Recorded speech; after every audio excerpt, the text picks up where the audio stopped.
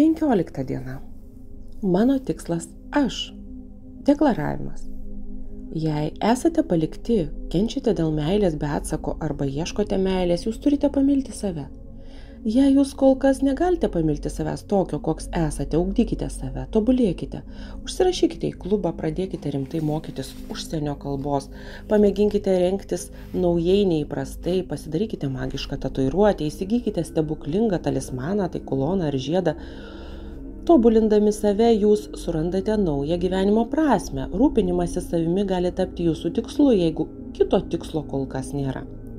Tai tikrai deramas tikslas ir jis pritrauks prie jūsų sėkmę ir gerovę. Jūs verti visko, kas geriausia.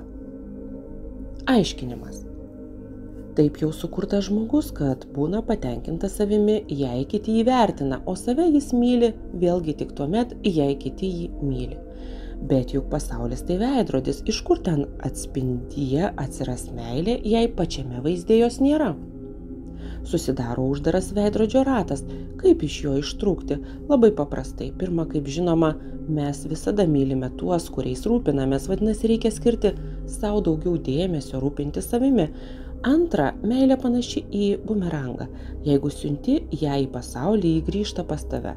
Meilę taip pat ir savo galima įsigyti, jeigu būgštavimus, nepasitikėjimą, nepritarimą pakeis meilė šviesa. Atspindys patrauks į jūsų pasitikti tik tada, kai jūs patys žengsite pirmąjį žingsnį.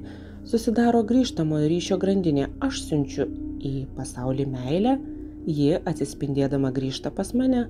Pasaulis man atsako tuo pačiu, mane myli, vadinasi, aš irgi patenkintas savimi ir pradedu mylėti save.